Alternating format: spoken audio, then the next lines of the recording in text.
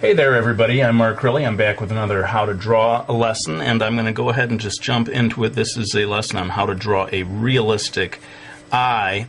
I'm going in with my black Prismacolor to make the upper eyelid, and let me just say in general that if you want to draw a realistic eye or realistic anything, you really owe it to yourself to draw from life, or at least look at photo reference, which is what I did for preparation on this video. So the eye shape, fortunately, is very much the way we imagine it. You know, this sort of, I don't know, almost like seed shape, at least right along the edge of the eye itself.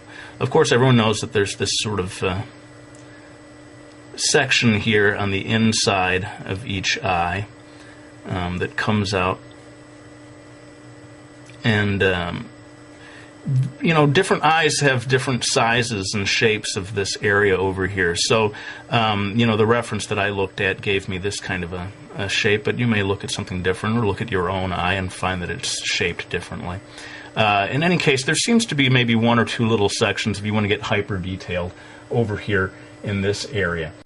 Now that I've got that section done, I'm going to go ahead and get to the eye itself, and this again, it's, you know, more or less a perfect circle. So if you don't trust your own circle drawing skills, you may want to trace around a quarter or something, who knows, to get that perfect shape. You know, I don't think there's anything really all that wrong with getting some help from you know, a ruler when you need a straight line, or you know, a cup or something when you need a perfect circle.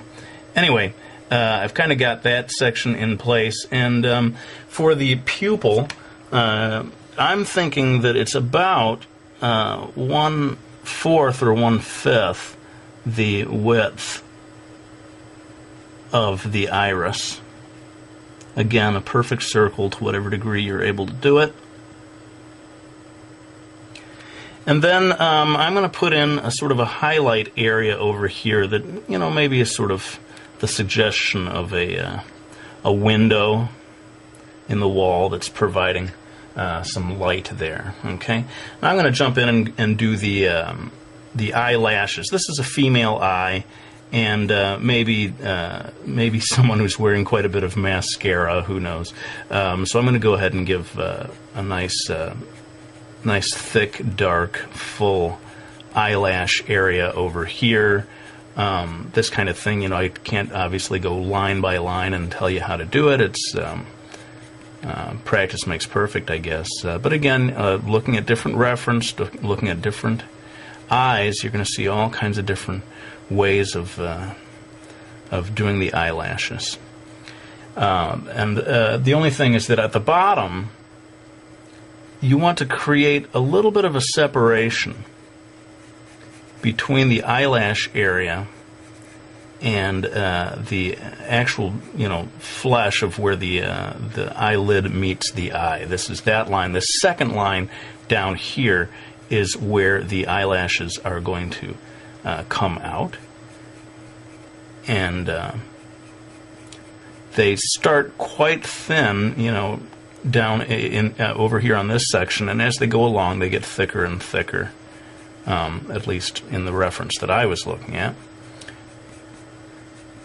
And having got that section done, we've kind of got the basic shape in place, with the basic guidelines for the eye itself.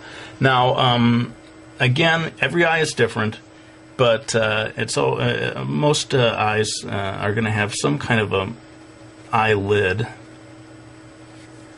And this one that I looked at for reference had quite a, I guess you'd call a heavy eyelid, which means that the line of the eyelid is pretty distant from the line of the eyelash. Again, looking at different things, look at your own eye, you may find that line is a lot closer. And in some Asian eyes, there's almost no line at all of eyelashes. This is not so much a video about drawing the eyebrows, so forgive me, I'm just going to drop in really quickly a suggestion of an eyebrow here without talking about it too much. Now, I'm going to zoom in right now to what I feel is the absolutely most important part of this lesson, and that is the iris. And I want you to really see the details of what I do here. So pardon me while I zoom in. Now, getting a good iris illustration done is the real key to making a super realistic, almost photorealist looking eye. And what I'm doing here, I'm going to do in real time just this section here, sort of roping off or showing these the sections that I'm going to darken up and the sections that I'm going to leave light. Basically, this little area in here is going to stay relatively light, and the rest of this stuff is going to get darkened in. Now, I know people like a real-time video, and people don't like when I time-lapse, but seriously, this one I could spend a whole half hour just on the iris itself. So I'm going to time-lapse this part, but I'll come back to explain a little about the choices I made.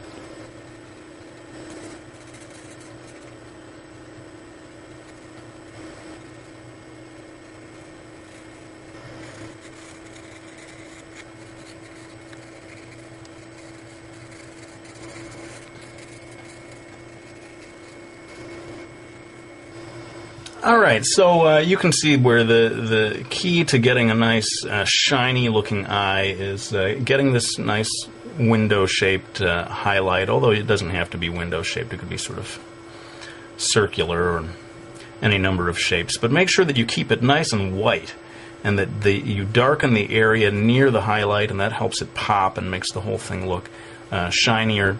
And you saw that I spent a fair amount of time adjusting the different shades here. There's a band area here near the pupil that's a certain thickness. There's a whitish area down here, and then again, in certain types of eyes, every eye is different, you get the very darkest band of color right around the very edge. I'm going to go ahead and jump in here and very quickly darken this area in of the eyelashes. Again, this is maybe a female eye, someone who's wearing quite a bit of mascara. And with that, we're starting to come into the home stretch on this video. And again, to keep things a reasonable length, I'm going to have to do some of this in time-lapse. But hopefully it won't be anything that you couldn't follow along with. Basically, I'm going to be adding shading to make the whole thing look a little more 3D. And again, I'll come back to explain a little bit about the choices I made.